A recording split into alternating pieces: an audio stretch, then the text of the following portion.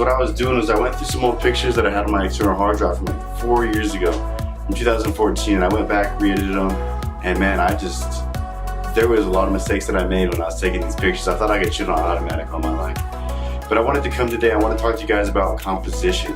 First off, what is composition? Well, composition is kind of hard to define in a couple words, but it's like by definition you can define it, but in photography it's a little bit different. So let's start with how we can gain good composition. So when I look at a picture, these are the 4 things that I look for. I look for patterns, symmetry, depth of field, and lines. These are the most important because these are the things that make a photo appealing, and I'll show you a couple of examples of each one as I talk through them. Patterns, you can use these in several different things. These can be stairs, these can be lights, one light lined up after another, you know.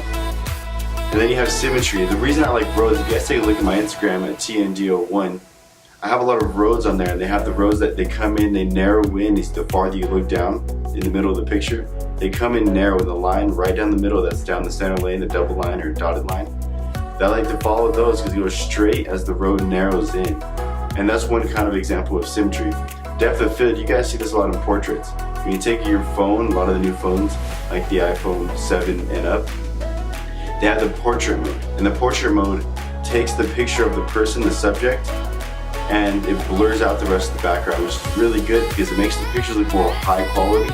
And all it is blurring out the background, giving it the depth aspect. And you guys hear about a lot of bokeh. This is like something that's going crazy on Instagram. And it's super popular. It's where the background is super blurry. The lights look like little balls, like gumballs almost. So the next one is lines. And this can be seen in a lot of different areas.